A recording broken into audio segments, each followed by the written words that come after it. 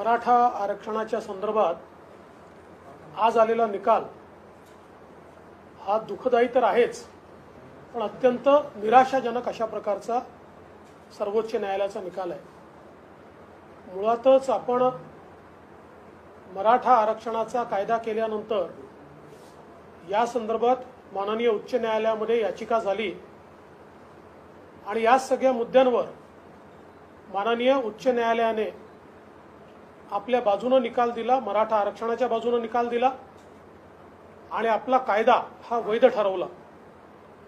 त्या विरोधात माननीय सर्वोच्च न्यायालयात अपील झाली, हा वैध ठरवला। त्या विरोधात माननीय सर्वोच्च न्यायालयात अपील झाली। मी त्याच काळात मुख्यमंत्री होतो। आपण माननीय सर्वोच्च न्यायालयामध्ये अत्यंत मजबूतीने बाजू मांडली। याचिकाकर्त्यांनी आज जे विषय मांडले आहेत तेच सगळे विषय सर्वोच्च न्यायालयात मांडले होते।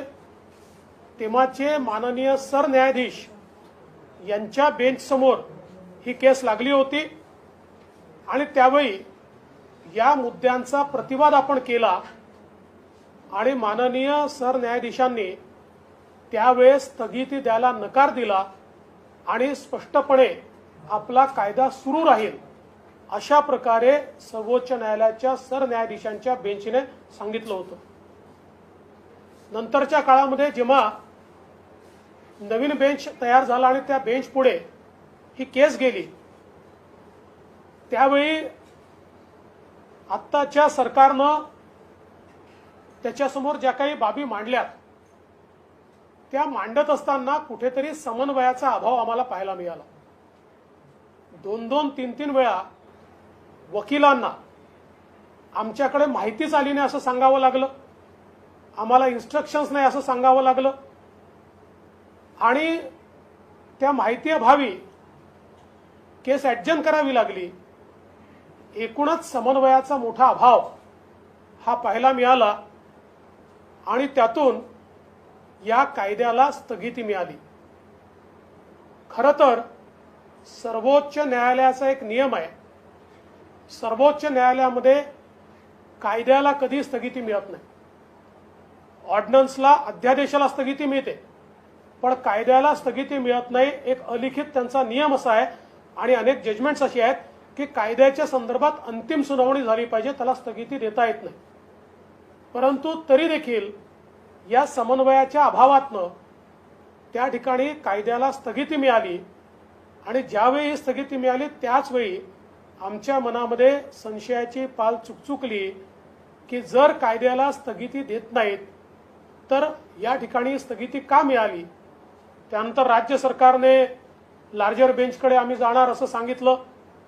कित्येक दिवस रिव्ह्यू पिटिशनच दाखल झालं। मग त्याच्यानंतर लार्जर बेंचकडे आपण गेलो आणि त्या ठिकाणी देखील आपण बघितलं की समन्वयाचा मोठा अभाव होता। गायकवाड कमिशनच्या रिपोर्टचं ट्रान्सलेशन हे सातत्याने छत्रपती संभाजीराजे देखील सांगत होते हे ट्रान्सलेशन झालं पाहिजे, इतर याचिकाकर्ताही सांगत होते, पण ते शेवटपर्यंत होत नव्हतं। एवढंच नाही तर ज्यावेळी कोर्टाचा असा एक त्या ठिकाणी माननीय कोर्टाने त्यांचा एक समज झाल्यामुळे विचारलं की असं कसं गायकवाड कमिशनच्या रिपोर्टला कोणीच विरोध केला नाही किंवा कोणीच त्यांच्यासमोर कसं बोललं नाही, म्हणजे हा काय एकतर्फी रिपोर्ट आहे का। त्यावेळी आमच्या वकिलांजवळ ही माहिती ही द्यायला हवी होती की हजारो ॲप्लिकेशन्स जशा बाजूच्या आल्या तशा विरोधातल्या आल्या आणि त्या प्रत्येक विरोधातल्या ॲप्लिकेशनला गायकवाड कमिशननी हिअरिंग दिलं, विभागात जाऊन त्या ठिकाणी बोलवून आणि त्या हिअरिंग दिल्यानंतर त्या प्रत्येक अर्जाचा कायदेशीर निपटारा केला। म्हणजे हा काही एकतर्फी तयार केलेला अशा प्रकारचा रिपोर्ट नव्हता, सगळी प्रोसेस फॉलो करून तयार केलेला हा रिपोर्ट होता। गायकवाड कमिशनने 50% वर आरक्षण का दिलं पाहिजे आणि कसं ते इंदिरा साहनीने त्यांच्या म्हणजे केसमध्ये जे सांगितलंय त्या मॅन्डेटमध्ये कसं बसतं या संदर्भात सगळी माहिती त्यात दिली होती. दुर्दैवाने आपण सर्वोच्च न्यायालयाला ते योग्य प्रकारे पटवू शकलो नाही आणि म्हणून माननीय उच्च न्यायालय किंवा त्यानंतर चीफ जस्टिसच्या बेंच पुढे आपण जे करू शकलो ते या ठिकाणी होऊ शकलेलं दिसत नाही आणि त्यातनं त्यांनी 50% वरचं आरक्षण देता येणार नाही असं सांगून हे आरक्षण रद्दबातल केलंय.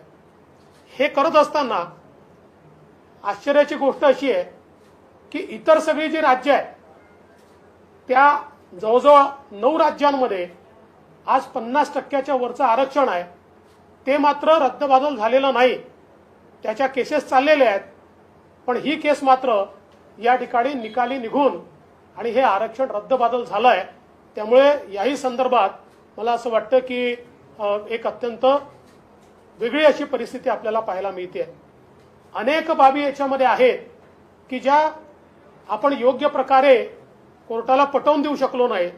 यातली विशेषतः आपला कायदा हा जो संविधानिक संशोधन आहे त्याच्या आधीचा आहे आणि आपण फक्त अमेंडमेंट केलाय. ही जी भूमिका आपण माननीय उच्च न्यायालयात मांडत होतो त्यापेक्षा वेगळी भूमिका किंवा ती भूमिका थोडीशी कमी मांडून वेगळ्या भूमिकेकडे आपण सर्वोच्च न्यायालयात का वळलो हा देखील एक प्रश्न आपल्यासमोर या ठिकाणी उपस्थित होतोय.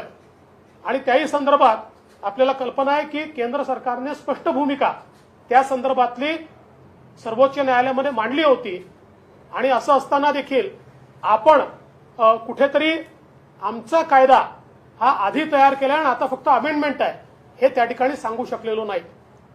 एकूणच या संपूर्ण निर्णयामध्ये थोडंसं समाधान एका गोष्टीचं आहे की किमान ज्या लोकांना मागच्या काळात आरक्षण मिळालं त्यांचं आरक्षण टिकलंय. मला असं वाटतं की 9/9/2020 पर्यंत ज्यांना आरक्षण मिळालंय त्या सगळ्यांचं आरक्षण जे आहे ते या ठिकाणी कायम ठेवण्यात आलेलं आहे. त्यानंतरचं मात्र आरक्षण हे रद्दबातल झालंय. आता या संदर्भात एक मोठा आक्रोश देखील आहे परंतु माझी सगळ्यांना विनंती आहे की शेवटी सर्वोच्च न्यायालयाच्या निर्णयावर केवळ आक्रोश करून चालणार नाही तर आपल्याला काय मार्ग काढता येतो आणि समाजाला न्याय देता येतो याचा अधिक आपल्याला विचार करावा लागेल. आणि म्हणून राज्य सरकारला आम्ही विनंती करतो की राज्य सरकारने या संपूर्ण निर्णयाचा अभ्यास करण्याकरता एक सर्वोच्च न्यायालयाच्या आणि उच्च न्यायालयाच्या ज्येष्ठ विधिज्ञांची समिती तयार करावी. त्यांनी अभ्यास करून यातनं कसा मार्ग काढता येईल आणि मराठा समाजाला न्याय देता येईल या संदर्भातली कृती करावी आणि त्या संदर्भात त्यांनी एक रिपोर्ट तयार करून सर्वपक्षीय बैठकीसमोर तात्काळ तो रिपोर्ट ठेवावा आणि त्यानुसार एक नीट त्याची रणनीती तयार करून आपल्याला पुढे गेलं पाहिजे. खरं म्हणजे न्यायालयामध्ये आपण न्यायालयीन लढाई लढत असतो परंतु न्यायालयीन लढाई लढत असताना न्यायालयाचे देखील ज्याला आपण आपल्या बोलीभाषेमध्ये गनिमी कावा म्हणतो अशा प्रकारे काही कायदेशीर देखील गनिमी कावा असतो की ज्याच्यामध्ये शेवटी वेगवेगळे वकील वेगवेगळ्या गोष्टी मांडत असतात आणि त्यातनं आपली गोष्ट योग्य कशी आहे ती कायदेशीर कशी आहे हे पटवून देणं या संदर्भात देखील महत्त्वाच्या काही गोष्टी कराव्याच्या लागतात. मला असं वाटतं की आतापर्यंत जे काही झालं असेल त्यात ते दिसलं नाही आहे पण भविष्यात हे देखील आपल्याला त्या ठिकाणी करावं लागेल. आणि मी ज्यावेळेस गनिमी कावा म्हणतोय त्यावेळेस त्याचा चुकीचा अर्थ कोणी काढू नये. मी स्पष्ट करू इच्छितो की न्यायालयीन पद्धतीमध्ये आपल्याला आपला मुद्दा बरोबर आहे म्हणून वेगवेगळ्या पद्धतीनं तो मांडावा लागतो आणि समोरच्या व्यक्तीचा मुद्दा चुकीचा आहे या संदर्भात वेगवेगळ्या प्रकारची आर्ग्युमेंट्स आणि त्या संदर्भातले जे काही कायदेशीर दावे आहेत ते दावे आपल्याला एकावेळी चालवावे लागतात. तर मला असं वाटतं या सगळ्या गोष्टींचा विचार हा आता येत्या काळामध्ये होण्याची आवश्यकता आहे आणि म्हणून सरकारने तात्काळ या संदर्भात कारवाई करावी. आणि त्याचसोबत आता हा जो काही मधला काळ आहे या काळामध्ये किमान आपण मागच्या काळामध्ये मराठा समाजाच्या हिताच्या शिक्षणाच्या स्कॉलरशिपच्या रोजगाराच्या अशा वेगवेगळ्या योजना सुरू केल्या होत्या ज्या योजनांना या सरकारने आता पहिले तर निधीच दिला नाही आणि त्यानंतर दाखवण्यासारखा निधी दिला, पण प्रत्यक्षात तो मिळत नाही.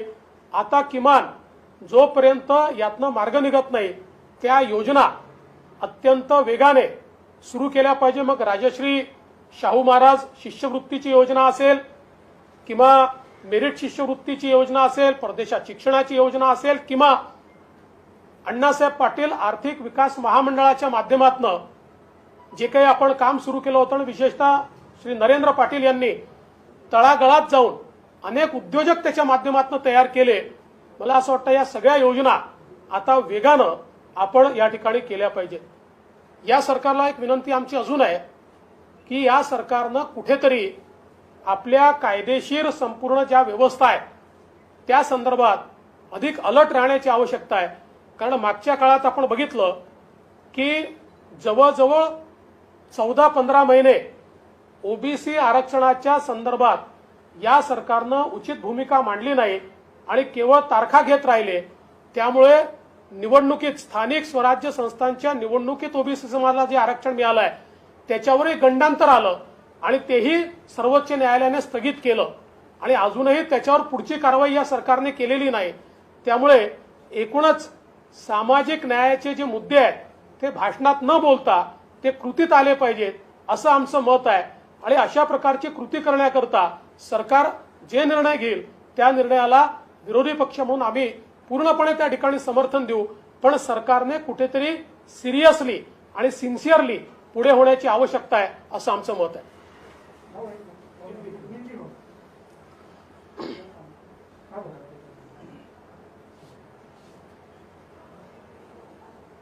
मराठा समाज को जो आरक्षण महाराष्ट्र में कानून के तहत दिया गया था उसको सर्वोच्च न्यायालय ने आज खत्म किया है, स्ट्रक डाउन किया है.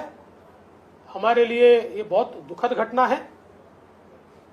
मैं ऐसा मानता हूं कि पिछले समय जब हमने आरक्षण दिया तो ये केस उच्च न्यायालय में गई. हाई कोर्ट ने इस आरक्षण को वैध तय किया.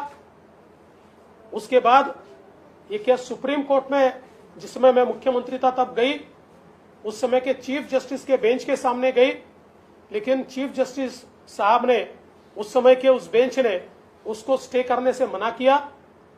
किंतु बाद में जब एक नया बेंच कॉन्स्टिट्यूट हुआ और इस सरकार के समय यह केस उस बेंच के सामने गई तो नॉर्मली अध्यादेश जो होता है, ऑर्डिनेंस जो होता है, उसको स्टे किया जाता है.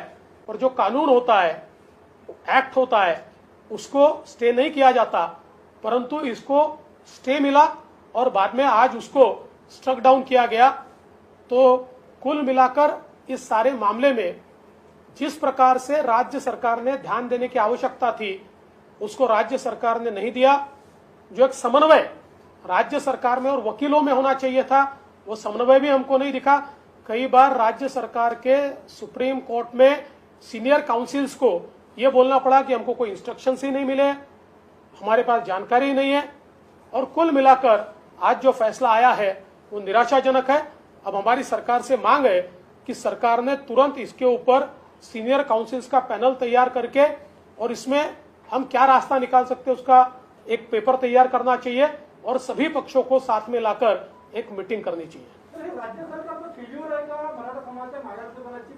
मला असं वाटतं की मी अतिशय स्पष्टपणे सगळे मुद्दे मांडले आहेत. आता याच्यात अजून प्रश्न उत्तरांची